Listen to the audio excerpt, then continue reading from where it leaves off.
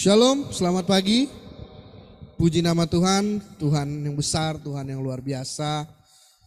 Masih beserta dengan kita sampai kita pagi hari ini merasakan kebaikan Tuhan yang luar biasa. Mari kita datang masuk ke hadirat Tuhan dengan hati yang penuh ucapan syukur. Kita mau katakan Kau yang layak dipuji dan disembah Tuhan. Haleluya Yesus. Alam semesta melukiskan kebesaran-Mu Tuhan. Melukiskan bahwa Engkau Allah yang dahsyat. Haleluya Yesus. Terima kasih Tuhan Yesus.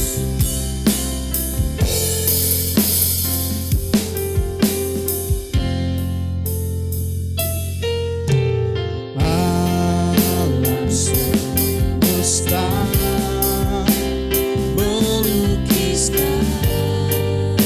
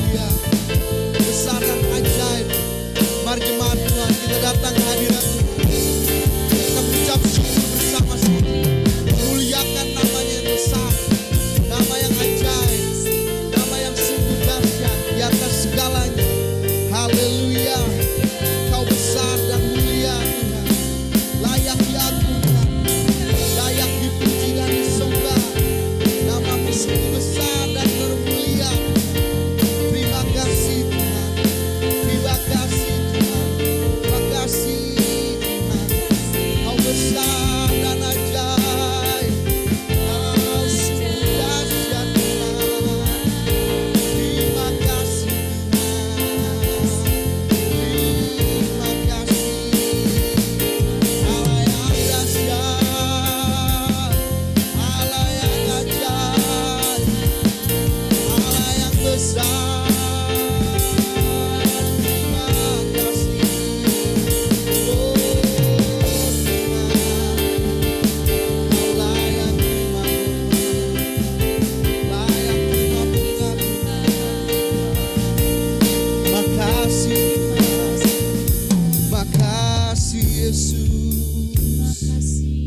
Kau sungguh besar, Kau sungguh ajaib. Haleluya. Hosana,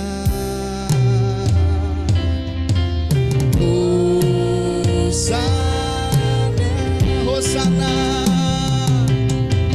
Hosana.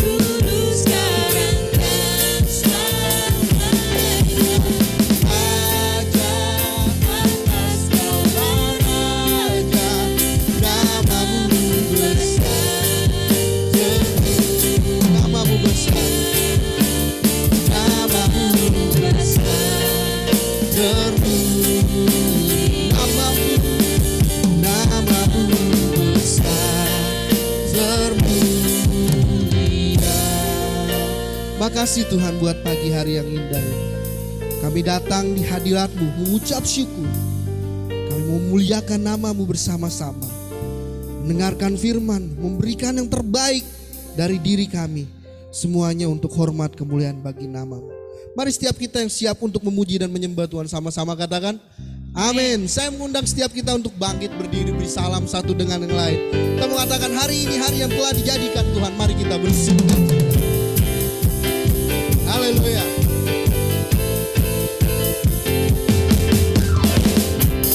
Hari ini hari yang telah dijadikan Tuhan.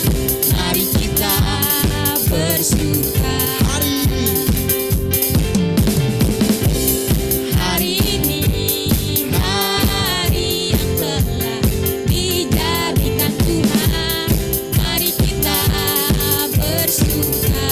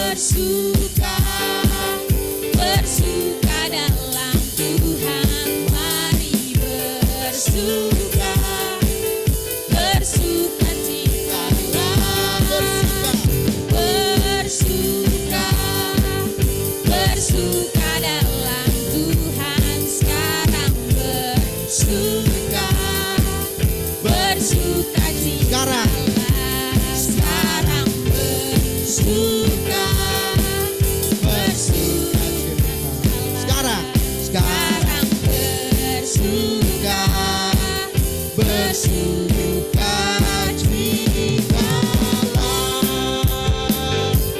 Haleluya. Berikan kemuliaan yang paling luar biasa buat kita. Kita mau tinggikan Allah kita dengan sorak-sorai. Allah ditinggikan dengan sorak-sorai. Haleluya. Allah ditinggikan dengan sorak-sorai, Allah ditinggikan dengan sangkatauan, Allah ditinggikan dengan sorak-sorai, bersoraklah bagi Tuhan, bersorak. bersoraklah bagi Biar sangkakala. biar sangkakala berbunyi, Tepuk. tepuk tangan puji Tuhan. Allah. Allah diagungkan, Allah diagungkan, Allah diagungkan tinggi. Allah ditinggikan. Ditinggikan dengan sorak-sorai, Allah ditinggikan dengan sangkatauan, Allah ditinggikan dengan sorak-sorai, bersoraklah bagi, Bersoraklah begitu. bersoraklah bagi Tuhan. Biar sangkakala berbunyi, tepuk tangan puji Tuhan. Allah Diagungkan. Allah diagungkan, Allah diagungkan tinggi. Biar Sangkakala berbunyi, tepuk tangan puji Tuhan. Allah diagungkan, Allah diagungkan, Allah diagungkan tinggi. nyanyi. Glory, glory, glory bagi Sang Raja. Oh nyanyi glory, glory, glory bagi Sang Raja. Nyanyi. Glory, glory, glory bagi Sang Raja. Mari rayakan dan nyanyi. Mari serukan. Mari Sama-sama. Hei hei. serukan, Hei hei. bahwa Yesuslah Raja. Oh mari Sama-sama. serukan, Hei hei. serukan, Hei hei. bahwa Yesuslah Raja. Mari. Mari serukan, Hei hei. serukan, Hei hei. bahwa Yesuslah Raja. Mari rayakan dan Kita akan merasa bahagia. Haleluya. kita akan merasa bahagia bila kita bersama Dia. Kita akan merasa Kita sukacita. akan merasa sukacita bila kita semua nyanyi glory, glory, glory bagi Sang Raja. Oh nyanyi glory, glory, glory bagi Sang Raja. Nyanyi glory, glory, glory bagi Sang Raja. Mari rayakan dan Mari rayakan dan nyanyi. mari rayakan dan nyanyi. Mari rayakan dan nyanyi. Mari rayakan dan nyanyi. Haleluya. Silakan duduk Bapak Ibu Saudara-saudara sekalian. Kita akan memberikan yang terbaik. Nanti dengan kasih Kristus, Bung Geral akan berdoa serta menjalankan kantung persembahan.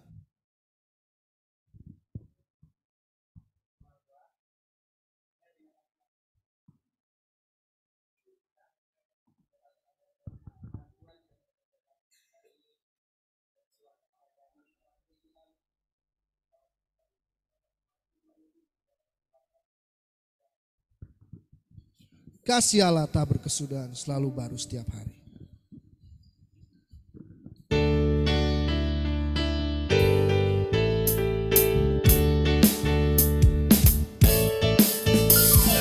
Kasih Allah tak berkesudahan, selalu baru setiap hari. Rahmat-Nya pun tak pernah berakhir seumur hidup. Dengan sukacita ku kan menari, dengan sorak-sorai memuji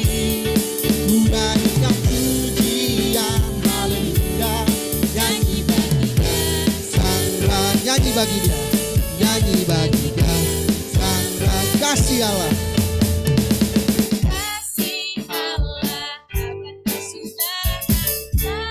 Saya mengundang Bapak Ibu Saudara-saudara sekalian boleh ke depan memberikan yang terbaik.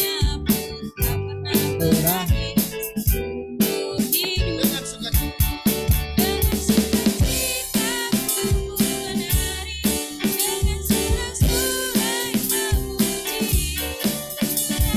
Pujian haleluya, nyanyi bagi Dia, Sang Raja.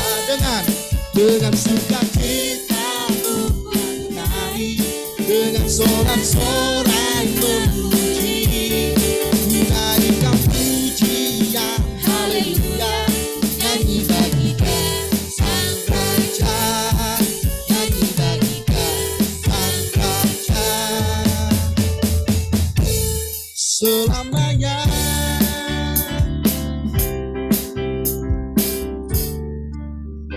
Kita mau sambut firman Tuhan. Saya mengundang kita sekali lagi bangkit berdiri. Sekali lagi kita bangkit berdiri. Kita mau katakan, Kaulah Raja Damai, turun ke dunia untuk menyelamatkan setiap manusia.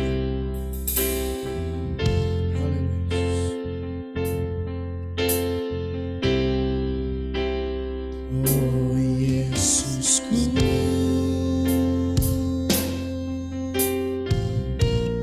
Engkaulah Raja Damai.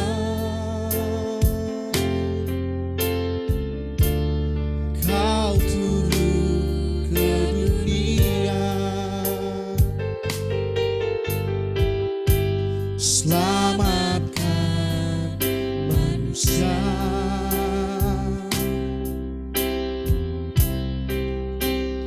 Oh Yesusku,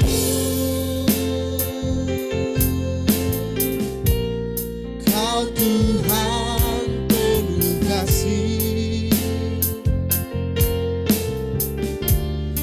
Kau berikan hidupmu untuk tebus dosaku. Kaulah Allah yang kupuji. Kaulah Allah yang kusembah.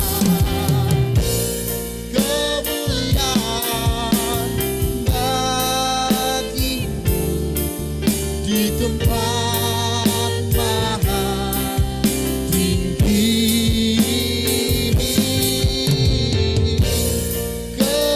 Kemuliaan bagimu di tempat maha tinggi.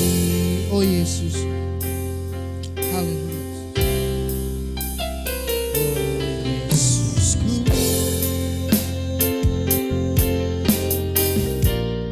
Engkaulah Raja Damai.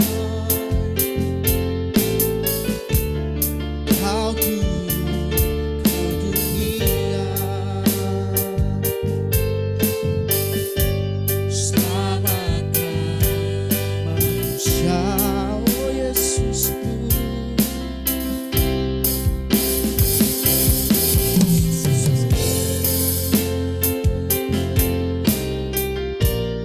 Kau Tuhan penuh kasih. Kau berikan hidupmu untuk tebus dosaku. Kaulah Allah yang kupuji. Kaulah Allah yang kusembah. Kemuliaan bagimu di tempat maha tinggi.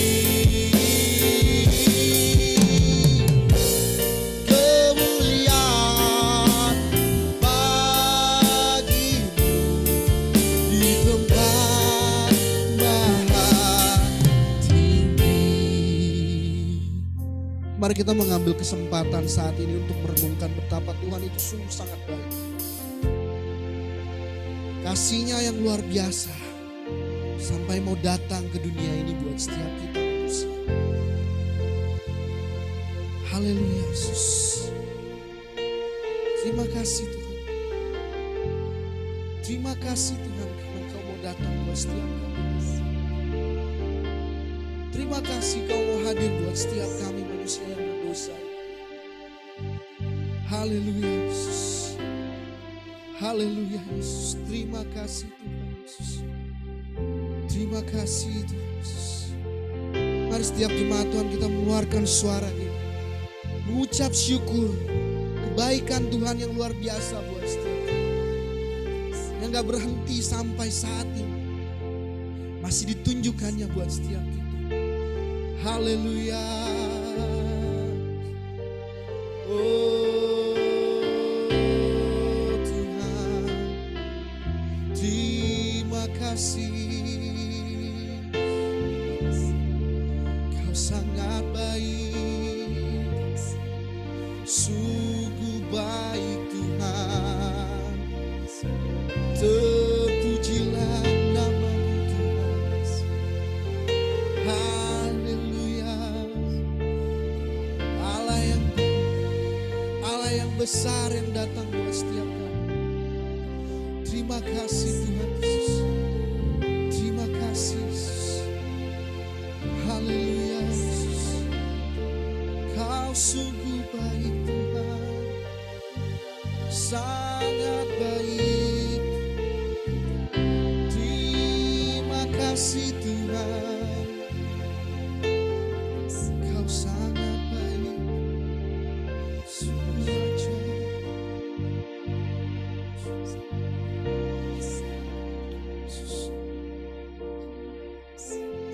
Kaulah Allah yang ku puji. Kaulah Allah yang ku sembah. Kemuliaan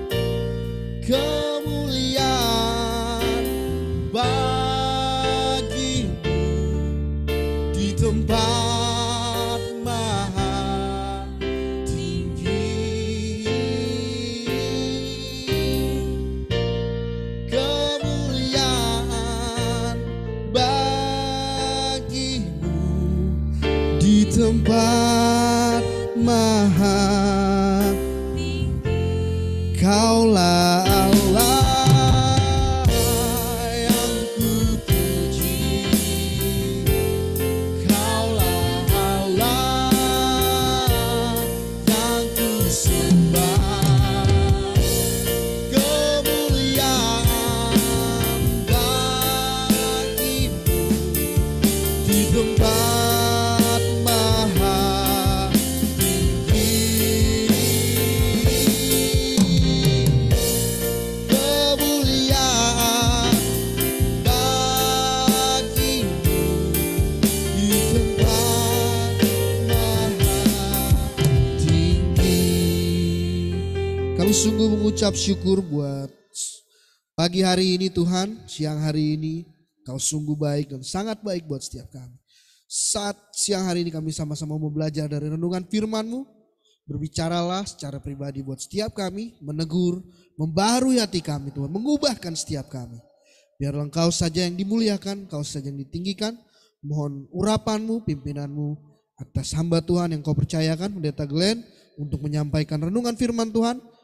Selalu Engkau sampaikan suara-Mu melalui hamba-Mu ini. Terima kasih Tuhan, di dalam nama Yesus setiap kita yang siap untuk mendengarkan firman Tuhan sama-sama katakan amin. Saya serahkan pada hambanya.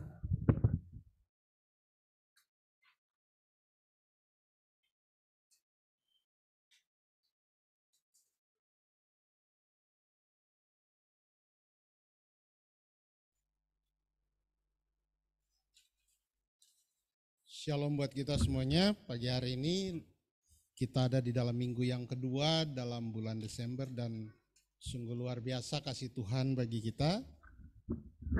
Bapak Ibu Saudara semuanya dalam keadaan baik, sehat semuanya, dan kita tetap percaya bahwa Tuhan akan menyertai kita karena kita akan hadir nanti tanggal 23 di dalam Family Christmas Gathering.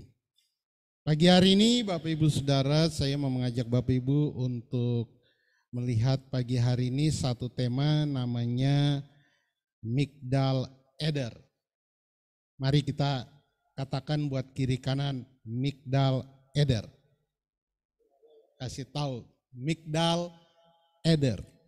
Kita baca dulu di dalam Lukas pasal 2, ayatnya yang ke-8 sampai yang ke-16. Bunyinya demikian, di daerah itu ada gembala-gembala yang tinggal di padang menjaga kawanan ternak mereka pada waktu malam. Tiba-tiba berdirilah seorang malaikat Tuhan di dekat mereka, dan kemuliaan Tuhan bersinar meliputi mereka dan mereka sangat ketakutan. Lalu kata malaikat itu kepada mereka, "Jangan takut, sebab sesungguhnya aku memberitakan kepadamu kesukaan besar untuk seluruh bangsa. Hari ini telah lahir bagimu juru selamat, yaitu Kristus Tuhan di kota Daud. Dan inilah tandanya bagimu, kamu akan menjumpai seorang bayi dibungkus dengan lampin dan terbaring di dalam palungan. Dan tiba-tiba tampaklah bersama-sama dengan malaikat itu sejumlah besar bala tentara surga yang memuji Allah, katanya, kemuliaan bagi Allah di tempat yang maha tinggi dan damai sejahtera di bumi di antara manusia yang berkenan kepadanya." Setelah malaikat-malaikat itu meninggalkan mereka dan kembali ke surga, gembala-gembala itu berkata seorang kepada yang lain, "Marilah kita pergi ke Betlehem untuk melihat apa yang terjadi di sana, seperti yang diberitahukan Tuhan kepada kita." Lalu mereka cepat-cepat berangkat dan menjumpai Maria dan Yusuf dan bayi itu yang sedang berbaring di dalam palungan. Ayat ini biasanya disampaikan atau kita dengar ketika kita masuk di dalam bulan Natal. Dan ketika kita ada di bulan Natal, ayat ini selalu dibacakan. Tetapi kita akan mempelajari apa kaitan antara ayat ini dengan Migdal Eder, kalau Bapak Ibu membaca tentang Migdal Eder. Di dalam ayat yang tadi Bapak Ibu bisa menemukan ada kata-kata kunci di dalam situ, misalnya juru selamat, kata Kristus, kata kota Daud, dan kata palungan yang ada di dalam ayat itu. Terus kemudian apa kaitannya antara ayat ini dengan Migdal Eder yang kita akan bahas pagi hari ini? Kalau Bapak Ibu mungkin jarang atau asing mendengar kata Migdal Eder, karena kata ini tidak ada disinggung-singgung di dalam Perjanjian Baru, tetapi kata ini ada di dalam Perjanjian Lama. Migdal Eder itu artinya menara kawanan domba.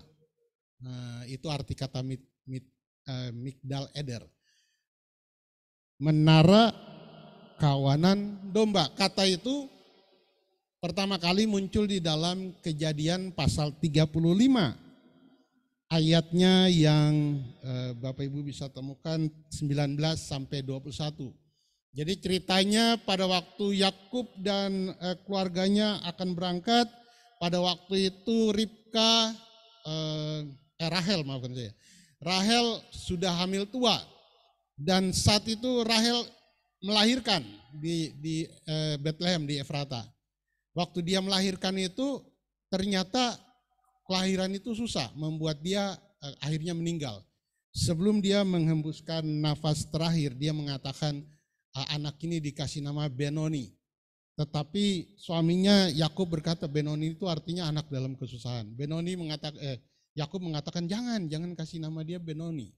Namain dia saja Benjamin. Dan kemudian setelah itu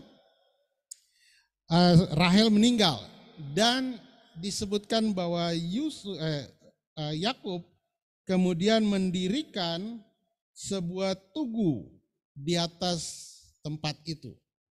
Dan kemudian di ayat 21 disebutkan bahwa sesudah itu berangkatlah Israel. Siapa Israel? Adalah Yakub. Lalu memasang kemahnya di seberang Migdal Eder. Itu kata itu pertama kali muncul. Dia memasang kemah di sebuah tempat yang disebut menara penjaga kawanan. Terus kemudian kita mau mengkaitkan apa kaitannya menara kawanan domba dengan kelahiran Yesus. Pagi hari ini kita akan melihat dua. Yang pertama itu adalah penggenapan nubuatan. Jadi kalau Bapak Ibu membaca kisah Lukas pasalnya yang kedua, Bapak Ibu temukan mengapa Yesus tidak lahir di penginapan. Kan pada waktu itu kan mereka cari penginapan tapi nggak ada penginapan. Apakah itu sebuah kebetulan? Ataukah itu memang rencana Tuhan? Pada waktu itu kan ada sensus, semua orang harus mendaftarkan diri di tempat kelahirannya. Dan Yusuf dan Maria yang adalah orang dari Bethlehem, mereka harus mendaftarkan diri di Bethlehem. Pada waktu itu, proses di mana Maria harus melahirkan. Kalau Bapak Ibu Saudara bertanya mengapa Yesus lahir tanggal 25 Desember. Apakah itu tanggal di mana dewa pagan merayakan hari kelahiran dewa matahari? Jawabannya tidak. Itu waktu di mana memang Tuhan menetapkan itu. Perayaan dewa matahari itu baru dilakukan pada abad keempat Masehi. Dan isu tentang orang Kristen menyembah dewa pagan, dewa matahari, itu adalah isu yang dihembuskan oleh teolog Jerman, saya lupa namanya. Itu pada abad ke-18, bahwa Yesus orang Kristen menyembah dewa matahari. Tapi tahukah Bapak Ibu Saudara, pada waktu Yesus lahir, itu sama dengan tanggal Yahudi, 25 Kislev kalau nggak salah. Dan itu ada perhitungan yang sangat detail. Ketika dihitung kapan Maria lahir, mengandung, itu kalau tidak salah di dalam hitungan Yahudi berdasarkan pada waktu Sakaria masuk ke menjadi bagian di dalam pelayanan di Bait Allah itu dihitung sekitar tanggal 20 sekitar bulan Maret. Jadi ketika dihitung dari bulan Maret ke bulan Desember itu mendapati sebuah angka yang sama. Nah, kemudian kita bertanya apa kaitan antara menara penjaga dengan kelahiran Yesus? Kita menemukan di situ sebuah pernyataan dari seorang rabi yang merupakan murid dari guru besar Hillel. Namanya Rabi Yonatan ben Uziel. Yonatan ben Uziel ketika membaca Kejadian pasal 35 ayat 21 tentang kata Migdal Eder, di situ dia menyisipkan sebuah kalimat. Nah, Yonatan bin Uziel ini dia menulis sebuah buku namanya Targum Yonatan. Targum itu berisi aturan-aturan yang diyakini oleh orang-orang Yahudi.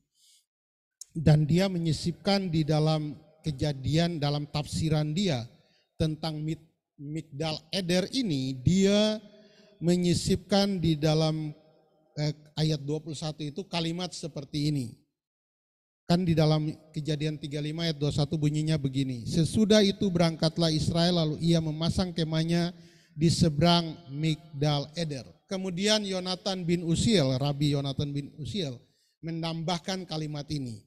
Tempat di mana sang Raja Mesias akan menampakkan dirinya pada hari-hari terakhir. Itu penafsiran Rabi tentang kata Migdal Eder.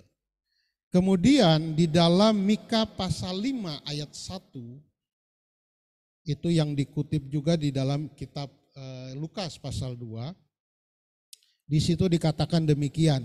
Tetapi engkau hai Bethlehem Efrata, hai yang terkecil di antara kaum-kaum Yehuda, daripadamu akan bangkit bagiku seorang yang akan memerintah Israel, yang permulaannya sudah sejak purbakala, sejak dahulu kala.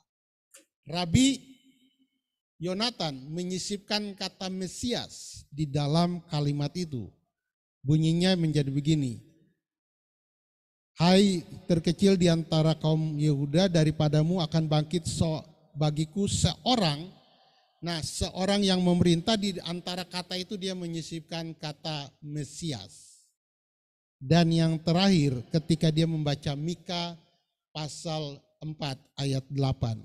Dalam Mika pasal 4 ayat 8 bunyinya, dan engkau hai menara kawanan domba, atau di dalam bahasa Ibrani disebut sebagai Migdal Eder. Hai bukit putri Sion, kepadamu akan datang dan akan kembali pemerintahan yang dahulu, kerajaan atas putri Yerusalem. Kata menara kawanan domba diartikan sebagai hai Mesias Israel. Jadi Migdal Eder atau tempat yang ada yang dibangun oleh Yakub untuk mengingat istrinya Rahel. Rahel artinya biri-biri betina. Jadi waktu Rahel meninggal itu Yakub mendirikan sebuah tempat tugu yang disebut sebagai Migdal Eder untuk mengingat itu. Tetapi ketika berlangsungnya waktu, ternyata ada nubuatan-nubuatan tentang tempat itu. Tempat yang dimana oleh Rabi Yonatan bin Uziel mengatakan bahwa disitulah tempat dimana Mesias harus dilahirkan. Bapak Heri coba tunjukkan kepada kita tentang gambar-gambar yang saya taruh. Jadi kata palungan, kata di mana Maria meletakkan bayi Yesus, itu bukan kandang seperti ketika kami pergi ke Nganjuk terus ngeliatin kandang sapi yang ada di belakang rumah yang dibikin gubuk kecil. Tidak seperti itu. Kandang domba itu modelnya kayak gini. Terus ada palungannya adalah mereka memahat batu dan kemudian ada di dalam situ. Dan kemudian ada gambar lain lagi apa ya? Nah ini dia modelnya.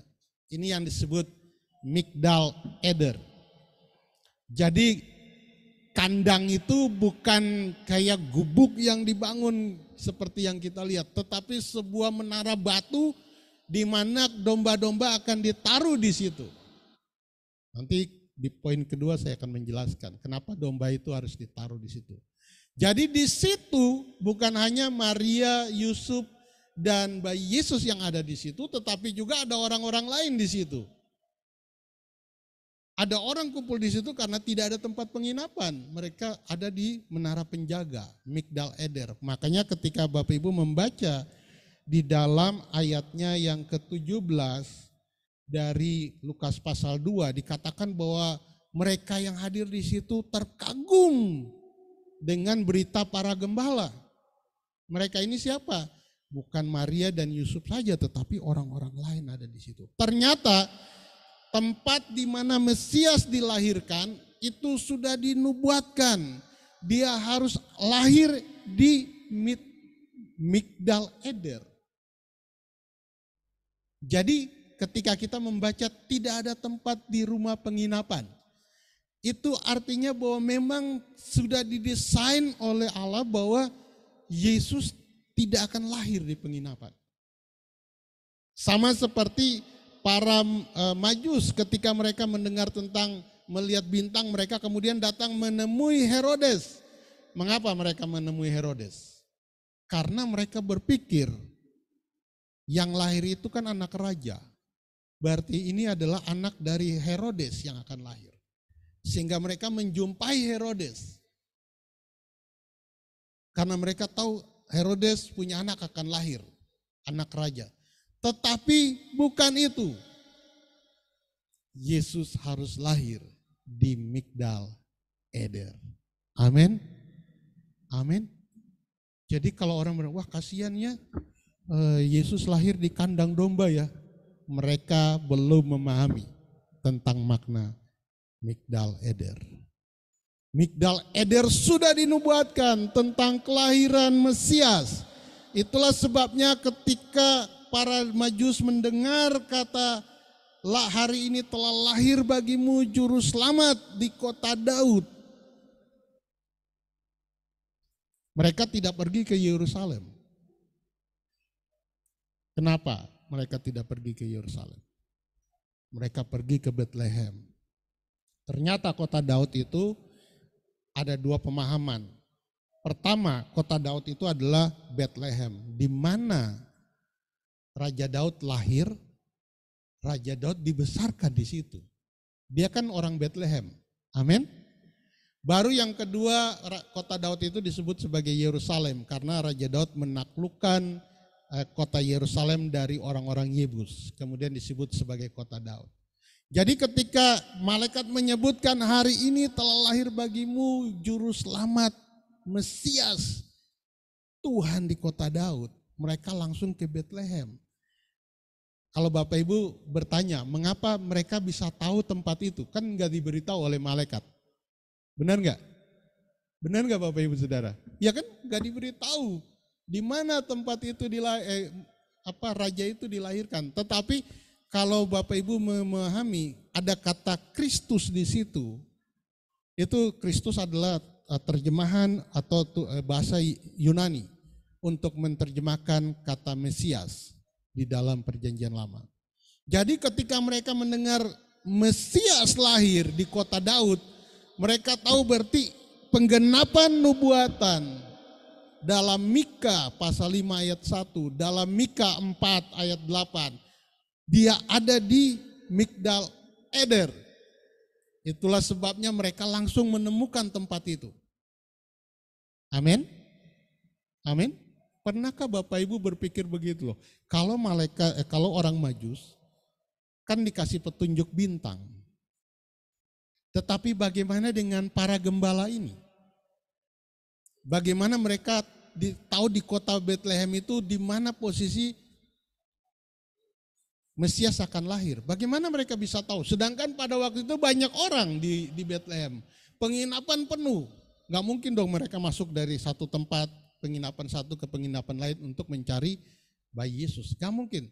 Bagaimana mereka punya pikiran dan menemukan tempat di mana Yesus lahir? Karena mereka sudah mendengar Mesias itu akan lahir di Migdal Eder. Amin. Amin.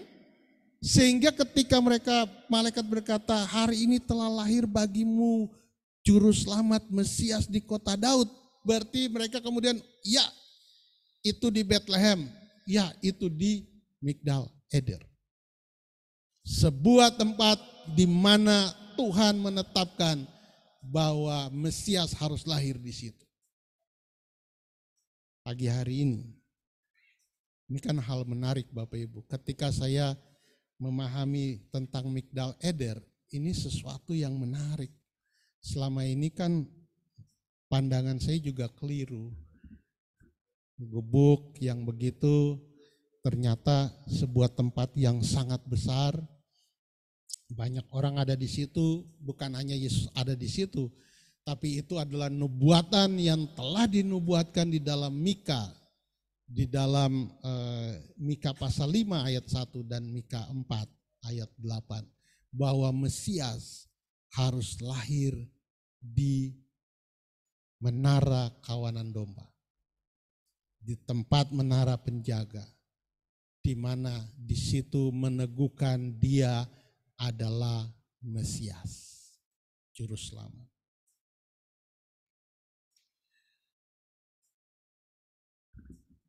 Apa yang kita pelajari dari ayat ini? Ketika kita merayakan Natal, maka kita akan menemukan bahwa Kristus memang diberikan untuk manusia. Amin. Nanti kita akan mempelajari di poin 2 tentang istilah juru selamat yang disebutkan di dalam pasal 2 ayat 11. Di dalam ayat ini kita belajar Migdal Eder merupakan penggenapan dari nubuatan Tuhan. Bahwa ketika Bapak Ibu merayakan Natal, Bapak Ibu memiliki sebuah keyakinan bahwa apa yang saya percayai, Yesus adalah juru selamat, itu benar-benar telah dirancang, dibuat oleh Allah untuk menyelamatkan kita. Mengapa dia harus lahir di tempat itu? Mengapa dia tidak lahir di penginapan? Bukan sebuah kebetulan, tapi rencana Allah yang telah disiapkan bagi keselamatan manusia. Mesias bicara tentang seseorang yang datang untuk membebaskan. Di dalam konsep Yahudi, konsep Mesias itu muncul setelah orang Israel kembali dari pembuangan Babel. Sebelum Yesus lahir, ada beberapa orang dari satu keluarga yang disebut sebagai keluarga Makabe. Keluarga ini disebut sebagai Mesias karena mereka memberontak terhadap pemerintahan Roma untuk membebaskan orang Yahudi pada waktu itu. Tetapi mereka tidak bisa mengalahkan pemerintah Roma. Nah, konsep itu muncul terus sampai hari ini. Orang Yahudi Ortodoks masih percaya bahwa Mesias akan datang untuk membebaskan mereka dan mendirikan kerajaan Daud. Di Israel saat ini ada 3 kelompok orang. Kelompok Yahudi Ortodoks, Yahudi yang pakai begini, topi hitam, baju hitam. Kemudian Yahudi Mesianik, Yahudi yang kemudian telah menemukan bahwa ternyata Mesias itu adalah Yesus Kristus. Dan Yahudi liberal. Yahudi yang gak mau tahu tentang Mesias, pokoknya mereka menjalani hidup dengan baik, setelah itu mereka boleh mati dengan tenang dan berkumpul dengan para leluhur. Itu Yahudi liberal. Jadi ketika kita bicara orang Yahudi zaman sekarang di Israel, kita harus punya gambaran Yahudi mana yang sedang kita bicarakan. Yahudi Ortodoks kah, Yahudi Mesianik kah, atau Yahudi liberal yang kita sedang bicarakan. Mereka masih menanti Yahudi Ortodoks. Kalau kita masih menanti bahwa Yesus akan datang kedua kali untuk mengangkat orang percaya. Tetapi Yahudi Ortodoks masih meyakini bahwa Mesias itu akan datang dan kemudian mendirikan kerajaan Daud. Di mana Yerusalem jadi pusat. Di mana semua orang akan datang ke sana untuk menyembah Tuhan. Itu juga yang kita yakini, satu saat Yesus akan datang kembali, kemudian mendirikan kerajaan 1000 tahun, di mana Yerusalem sebagai pusat. Itu penggenapan nubuatan tentang Mesias. Nah, pagi hari ini, ketika kita merayakan Natal, ingatlah bahwa Yesus lahir karena telah disiapkan dengan sangat baik. Amin. Dengan sangat detail. Bahkan tanggal 25 Desember itu tanggal yang telah dipilih. Itu bulan Kislev kalau nggak salah. Itu tanggal 25 itu hal yang menarik. Bahkan seorang rabi Yahudi yang kemudian percaya Yesus namanya Alfred Ederheim ketika dia menulis tentang riwayat Yesus. Dia mengatakan pada waktu Yesus jalan-jalan di Yohanes 21 kalau nggak salah, atau saya lupa. Berjalan-jalan di Yerusalem pada waktu itu, dia berjalan pada hari di mana dia ulang tahun. Dia merayakan ulang tahun dia. Dan orang Yahudi punya gambaran, punya pemahaman bahwa bulan pertama, bulan Nisan itu adalah bulan yang sangat penting. Di mana Musa lahir pada bulan Nisan, Musa mati juga pada bulan Nisan. Itu detailnya mereka. Karena mereka tahu bahwa Tuhan itu sangat detail di dalam merancangkan sejarah. Amin. Karena itu Bapak Ibu Saudara, apa yang kita pelajari? Kita pelajari bagaimana detailnya Tuhan. Kalau ada orang yang mengatakan 25 Desember itu adalah perayaan dewa pagan, maka mereka sebenarnya tidak mempelajari sejarah Yahudi. Karena sejarah Yahudi itu sangat detail. Bahannya ini Bapak Ibu Saudara saya dapat dari penjelasannya Ibu Rita Wahyu. Jadi saya ikut juga kelas online dari Ibu Rita Wahyu. Dan kemudian ada bahan-bahan yang juga dijelaskan. Kalau Bapak Ibu mau cari detail, ketik aja Migdal Eder di YouTube. Bapak Ibu akan temukan penjelasan-penjelasan tentang mengapa tempat itu begitu penting. Yang kedua, ini bicara tentang persiapan untuk dikorbankan. Wah, ini menarik. Migdal Eder itu bukan sekedar kandang domba. Bukan sekedar kandang domba. Tetapi itu adalah kandang tempat di mana domba-domba terbaik ditaruh di situ supaya nanti dikorbankan di bait Allah. Amin. Jadi kandang domba di situ, Migdal Eder itu bukan sekedar domba-domba ayo masuk di situ. Bukan. Itu satu tempat khusus yang disiapkan di mana domba-domba terbaik harus ada di situ, yang lahir di situ akan digunakan untuk korban di bait Allah. Wow, sebuah kebetulan. Tapi bukan kebetulan. Amin. Di dalam tulisan,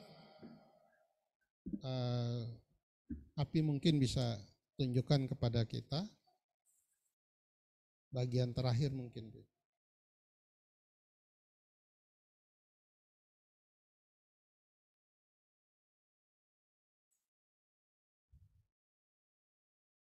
Nah, itu dia.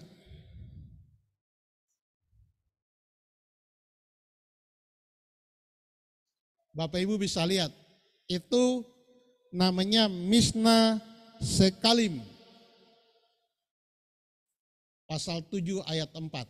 Mishnah itu adalah kumpulan hukum lisan yang diceritakan dan itu diyakini. Itu di dalam budaya Yahudi. Di dalam Mishnah itu disebutkan bahwa hewan-hewan yang ditemukan atau dipelihara pada padang belantara rumput dalam jarak tertentu dari Migdal Eder adalah yang digunakan sebagai binatang korban untuk upacara di bait Allah di Yerusalem. Jadi domba-domba yang di situ sekitar itu, yang dekat dengan Yerusalem, itu domba-domba yang disiapkan untuk upacara korban. Kita tahu bahwa ada korban pendamaian, korban penebus dosa, korban keselamatan, itu yang dipersembahkan setiap tahun di bait Allah. Dari mana korban itu ditemukan? Ada di lokasi Migdal Eder. Jadi kelahiran Yesus itu berkaitan dengan kematian dia. Amin. Itulah sebabnya kalau Bapak Ibu membaca Injil Yohanes, mengapa Yohanes Pembaptis mengatakan lihatlah domba Allah. Dari mana Yohanes Pembaptis punya konsep domba Allah? Jawabannya karena Yohanes Pembaptis tahu Yesus lahir di Migdal Eder, di tempat di mana domba-domba itu disiapkan untuk korban kepada Tuhan. Amin. Kata korban itu di dalam bahasa Ibrani itu dari akar kata yang artinya mendekat. Jadi korban itu adalah prasyarat untuk mendekat. Ketika Adam dan Hawa jatuh ke dalam dosa, mereka benar-benar diusir oleh Tuhan, oleh Allah. Mereka ketika makan buah itu dikatakan pada hari itu mereka mati. Tetapi apa yang dikatakan oleh Ibu Rita Wahyu begini, Tuhan kasih cek mundur. Cek mundur itu begini, Adam dan Hawa waktu makan buah kan harus mati. Untuk menebus mereka kan harus juga kematian manusia. Amin. Tapi Tuhan mengatakan, ya cek mundur begini, tiap tahun kasih korban darah dulu. Darah sampai waktu yang ditentukan, baru penggenapan.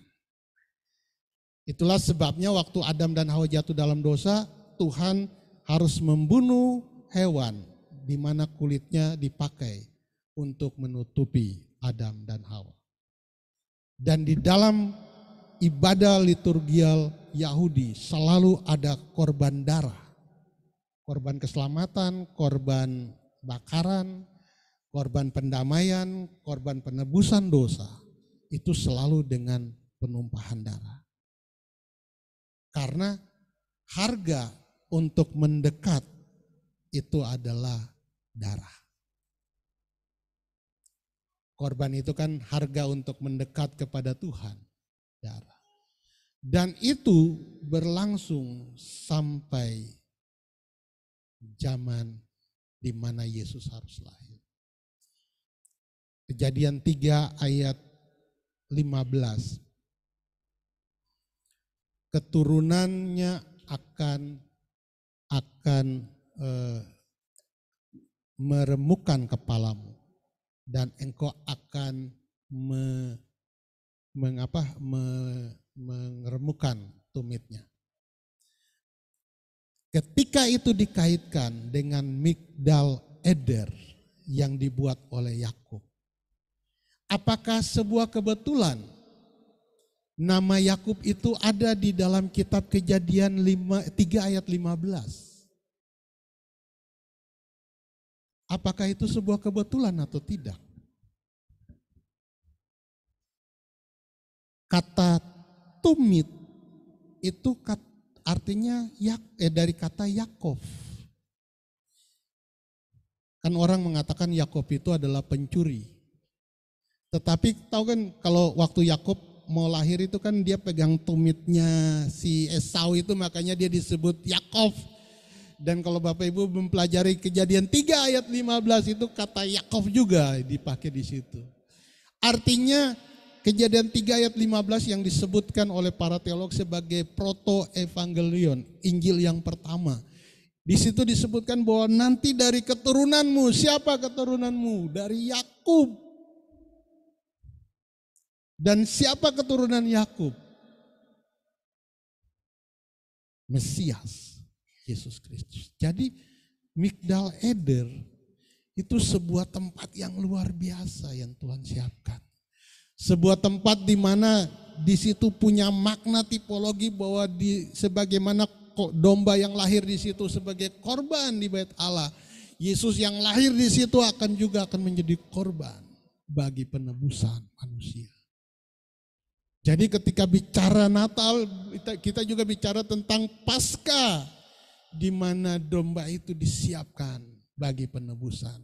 Mengapa harus ada juru selamat? Juru selamat itu adalah orang yang menolong seseorang yang karena dia mengalami kecelakaan. Di dalam Yesaya pasalnya yang ke-43, di situ disebutkan ayat 11, akulah Tuhan dan tidak ada juru selamat selain daripadaku.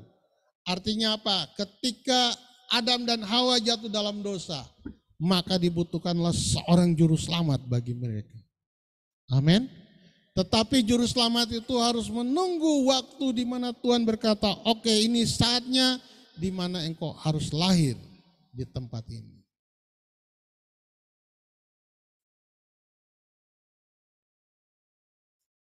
Adam dan Hawa memulai dosa dan menyebabkan kematian. Paulus menyebutkan upah dosa adalah kematian. Tetapi Adam kedua menawarkan hidup yang kekal. Jadi saat kita merayakan Natal, kita juga sedang bicara Paskah di situ. Bicara penebusan di situ. Itulah sebabnya malaikat itu berkata, hari ini telah lahir juru selamat. Seorang yang akan memberikan hidup yang kekal. Jika kita sudah memperoleh keselamatan itu, marilah kita menjaga itu sampai akhir hidup kita. Amin. Dengan setia kepada Tuhan. Dengan memberikan hidup sungguh-sungguh kepada Tuhan. Dengan percaya sepenuhnya kepada Tuhan. Sehingga Bapak Ibu Saudara, kelahiran Yesus, kematian Yesus menjadi makna yang berarti dalam hidup kita. Mungkin dalam hidup ini kita menghadapi banyak hal, tetapi kita masih bersyukur. Karena orang di belahan bumi lain mengalami penindasan yang lebih berat dari kita. Amin. Amin. Kalau Bapak Ibu membuka tentang Open Doors World, Open Doors adalah salah satu situs di mana mereka mengumpulkan data-data tentang orang-orang Kristen yang mengalami penganiayaan di seluruh dunia. Di Afrika itu karena diterima Yesus, dia belakangnya disetrika. Ada yang dibakar. Di daerah-daerah tertentu kekristenan sangat susah. Di Cina walaupun disebut sebagai negara yang kemudian terbuka, tekanan terhadap kekristenan juga masih kuat. Banyak orang mengalami penganiayaan demi nama Yesus. Kita masih menikmati hidup yang tenang di bangsa ini. Kalau mereka yang mengalami tekanan itu tetap setia kepada Tuhan. Apalagi kita yang masih menikmati hidup yang baik. Harusnya kita setia kepada Tuhan. Jangan sampai menunggu tekanan penganiayaan dulu baru setia kepada Tuhan. Harusnya kita bersyukur kepada Tuhan. Karena kita masih bisa menikmati hidup beragama. Menikmati kehidupan kekristenan kita. Marilah kita menjaga hidup kita, setia sungguh-sungguh kepada Tuhan, menyerahkan hidup sungguh-sungguh kepada Tuhan, karena itulah yang Tuhan inginkan. Sebagaimana Tuhan menjadi persembahan bagi manusia, Tuhan menginginkan hidup kita bagi Dia. Roma 12, persembahkanlah tubuhmu, hidupmu kepada Tuhan.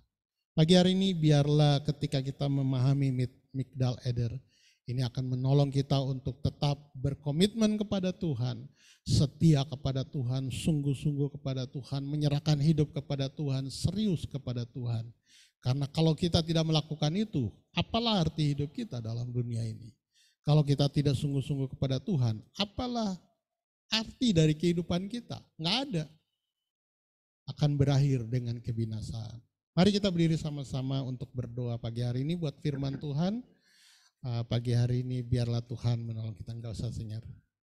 Mari kita berdoa. Tuhan, pada pagi hari ini kami berdoa, kami belajar tentang Migdal Eder, tempat yang Engkau pilih bagi kelahiran-Mu dan merupakan tipologi dari korban penebusan ya Tuhan. Kami serahkan kami semua pagi hari ini ya Tuhan, tolong kami buat komitmen supaya kami sungguh-sungguh kepada Engkau, setia kepada Engkau, menyerahkan hidup kami kepada Engkau, dan kami akan menjalani hidup tahun depan dengan tantangan yang hebat, tantangan yang diprediksi luar biasa, tetapi kami percaya bahwa Tuhan masih bersama kami. Terima kasih Tuhan, dalam nama Yesus, haleluya, amin. Silakan duduk kembali. Hari ini ada yang berulang tahun, apakah ada? Saya tidak.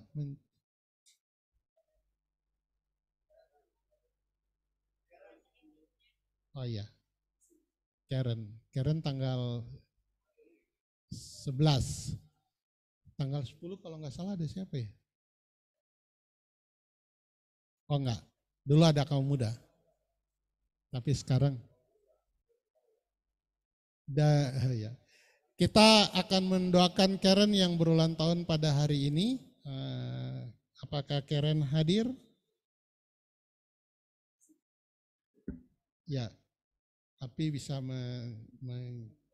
hari ini Karen berulang tahun, kita doakan Karen pada pagi hari ini. Mari kita berdoa.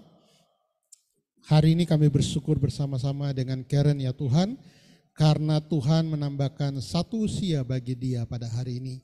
Kami berdoa supaya Tuhan mengaruniakan kepadanya kesehatan yang baik, umur panjang, lanjut usia atas hidupnya. Tuhan memberkati dia dalam pekerjaan dia, bahkan Tuhan menolong dia di dalam kuliahnya. Tuhan, kami serahkan dia ke dalam tangan-Mu. Berkati masa depan dia menjadi seorang yang hebat, seorang yang berhasil di dalam jalan hidupnya ya Tuhan. Kami berdoa buat orang tua, Pak Hildon, Ibu Benti, Tuhan memberkati dalam semua kegiatan mereka, usaha Tuhan memberkati. Bahkan adiknya Andika Tuhan memberkati. Tuhan, kami berdoa apa yang menjadi rencana dari Karen di dalam tahun ini bahkan tahun depan, Tuhan buka jalan bagi dia sehingga dia boleh bersyukur karena perbuatan Tuhan dalam hidup dia. Terima kasih untuk 1 tahun yang Tuhan tambahkan bagi Karen pada hari ini. Di dalam nama Tuhan Yesus, haleluya, amin. Saya serahkan buat Ibu Leni atau Bapak Gembala untuk pengumuman kita untuk Family Christmas Gathering yang tinggal 12 hari lagi hari ini, dan kemudian minggu depan, dan setelah itu kita sudah Christmas Gathering. Silakan Ibu Leni.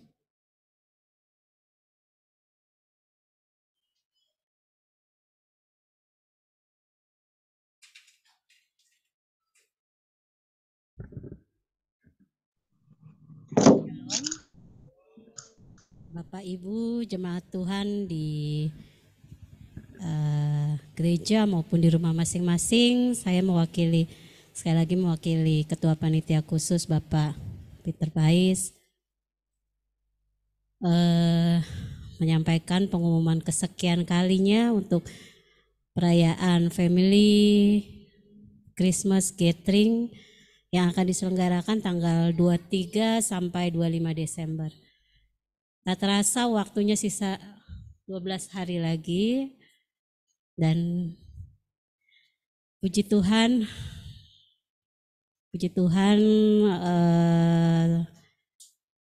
untuk semua jemaat Tuhan yang telah mendaftar, panitia khusus dan semua panitia yang ikut terlibat nanti di dalam acara ini, saya mengucapkan banyak terima kasih juga. Sekali lagi pengumuman yang sangat penting. Pertama, saya berharap semua jemaat Tuhan menjaga kesehatan.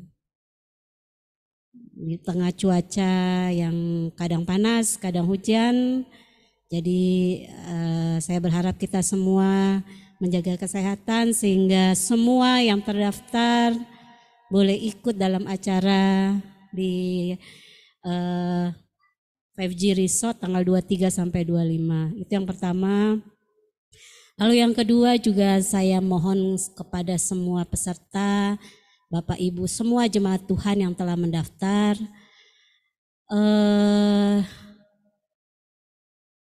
Jangan sampai ada yang tidak hadir. Karena ini namanya family. Jadi kami panitia membuat satu keluarga itu satu kamar. Jika ada 3 orang, maka kami tempatkan 1 orang lain ya, yang bukan keluarga. Dan jika satu keluarga ada 4 atau 5, salah satunya itu anak di bawah usia 5 tahun, maka 1 kamar. Jadi kalau ada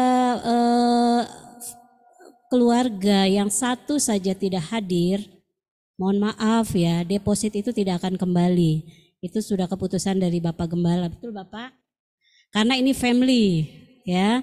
Dan untuk ketahuan bahwa panitia khusus telah membayar untuk acara ini. Dan puji Tuhan kita 1% pun ya tidak membayar, hanya deposit, dan deposit itu 5 Desember berakhir, saya yang memegang deposit Bapak Ibu akan mengembalikannya setelah acara. Jadi saya mohon ya, 1 keluarga 4 atau 5, please jangan ada yang tidak hadir. Harus hadir semuanya. Karena panitia khusus sudah bayar dan kita 0%. Nggak ada 1% pun kita bayar. Gereja lain dalam acara ini kemarin kita terakhir ya untuk survei di sana, ada gereja-gereja GSJA 3 gereja yang ada juga nanti hadir di sana, dan itu mereka bayar. Ada yang bayar full ya Bapak, ada yang bayar 50%. Mereka bertanya kepada Bapak Glenn, dan mereka terheran-heran kita tidak bayar. Puji Tuhan, itu kerja keras dari panitia, dan gereja kita memberikan 0% loh ya. Rumah ada 0% tapi tetap bayar DP. Tetap uang tidak dikembalikan. Kalau ini kita kembalikan gitu kan. Jadi saya berharap, mohon ya, ini dari hati saya, jangan 1 pun tidak hadir. 1 keluarga ada 4, saya kotak-katik kamar beserta tim ya, supaya 1 keluarga ini 1 kamar. Jika ada 3 orang, maka mohon maaf saya tempatkan 1 lagi, karena kita mengambil kontrak rate yang 1 kamar untuk 4 orang. Jika tidak mau digabungkan seperti yang kita umumkan bahwa dia harus membayar selisih kamar dari harga kontrak kita 1 kamar 4 orang. Itu pengumuman kedua. Jadi saya mohon bahwa semua peserta harap hadir. Jangan tidak hadir, karena kami sudah memberikan yang terbaik buat jemaat Tuhan. Jadi tolong dihargai, itu saja. Lalu yang ketiga, panitia juga menyediakan 2 bus. Tadinya kita berpikir bahwa ada mobil-mobil kecil, tapi puji Tuhan, sekali lagi Tuhan turut campur tangan ya, ketika kita berharap kepada Tuhan.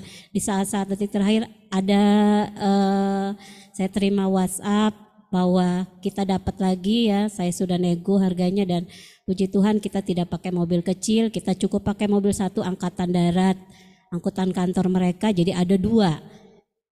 Dan saya mohon tidak ada peserta yang naik motor. Ya, mengingat cuaca, dan kita tidak tahu loh.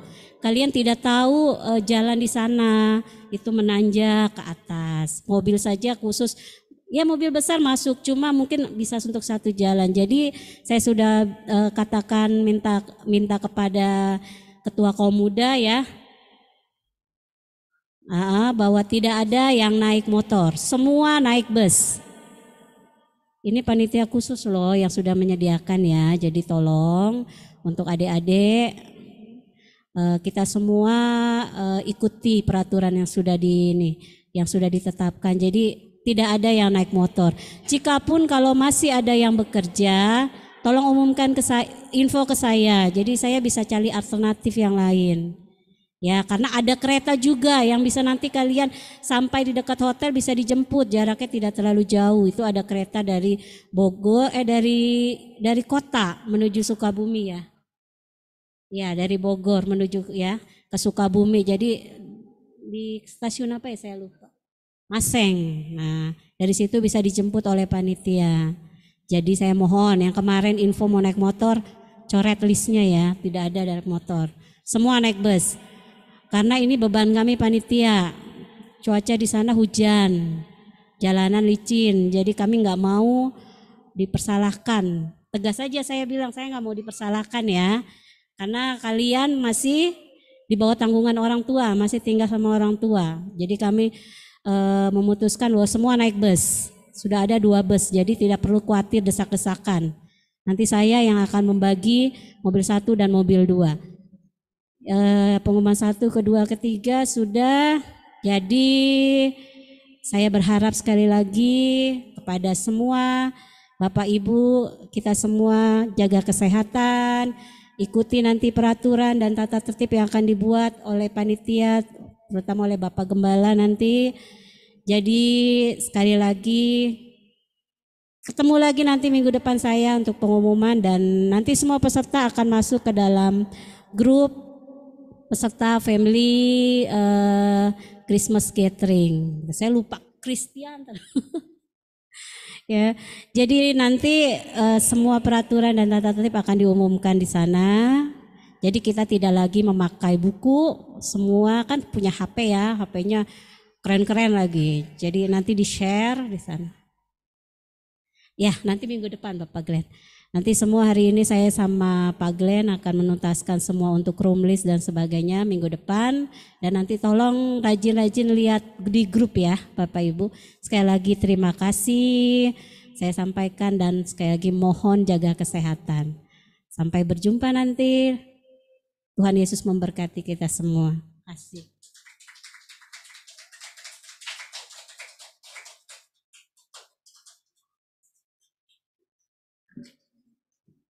Ya Bapak Ibu Saudara, mari kita partisipasi di dalam Family Christmas Gathering, karena hal yang luar biasa. Pada hari itu kita akan ketemu dengan 4 gereja Gesja.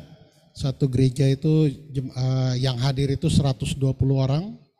Itu dari Gesja Royal, kemudian Gesja Pniel ada 50 orang, dan kemudian ada Gesja dari BPD 1. Itu kalau nggak salah 40 orang.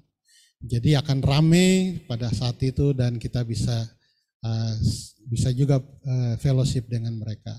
Pengumuman untuk pengerja minggu depan kita ada rapat evaluasi. Bapak Gembala sudah memberikan pesan di WA, bisa dilihat. Kita akan mengakhiri ibadah kita pada siang hari ini. Mari kita bersama-sama untuk mengakhiri di dalam doa dan juga doa berkat pada siang hari ini. Kita berdoa supaya Tuhan menjaga kita, supaya sehat, boleh mengikuti kegiatan. Mari kita tunduk kepala, kita berdoa. Tuhan, kami bersyukur untuk kesempatan pada siang hari ini kami boleh melakukan ibadah pada Engkau ya Tuhan. Biarlah ibadah yang kami lakukan menjadi dupa yang menyenangkan hati-Mu. Dari puji-pujian, dari memberikan persembahan sampai mendengar firman Tuhan.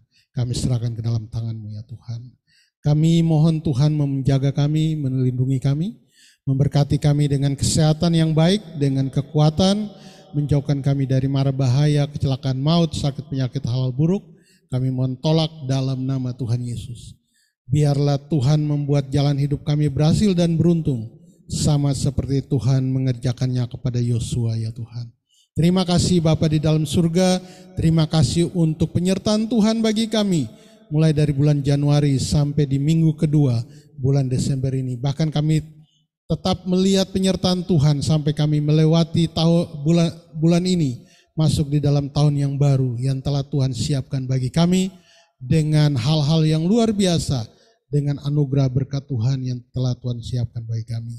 Sebagai akhir dari ibadah kami mohon berkat Tuhan atas kami, berkat kepada Israel, biarlah berkat itu juga turun atas kami yang hadir di gereja maupun yang ada di rumah. Mari kita mengangkat tangan menerima berkat Tuhan. Bapak Ibu Saudara, biarlah kita menjalani hari ini dengan membawa berkat Tuhan ini. Tuhan memberkati engkau dan melindungi engkau. Tuhan menyinari engkau dengan wajah-Nya dan memberi engkau kasih karunia. Tuhan menghadapkan wajah-Nya kepadamu dan memberi engkau damai sejahtera. Biarlah berkat Tuhan ini yang berasal dari Allah Bapa, dari Tuhan Yesus Kristus, dan dari Roh Kudus, menyertai Bapak Ibu Saudara mulai saat ini sampai Maranatha. Biarlah yang percaya mengatakan, amin. Tuhan memberkati kita. Selamat hari Minggu, selamat menjalani hari ini dan minggu ini. Halo. Tuhan. Shalom, Tuhan berkati. Keren, selamat ulang tahun Keren. Berkati semua. Levi, Semuanya, Bapak Diora, Tuhan Yesus berkati. Eli, Bapak Jenny, iya, Ibu Uni, Dadah, Tuhan Yesus berkati. Ina, Om Ino. Iya, salam. Tua Uni, Opa Uni tua, Jin, yang ada di gereja. Shalom, selamat hari Minggu. Bapak Levi. yang di gereja, Eko, salah, Nia.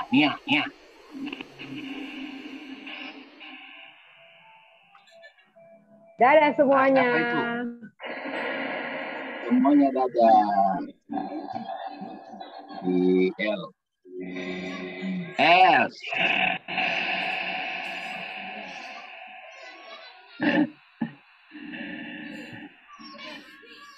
Masak nasinya dia.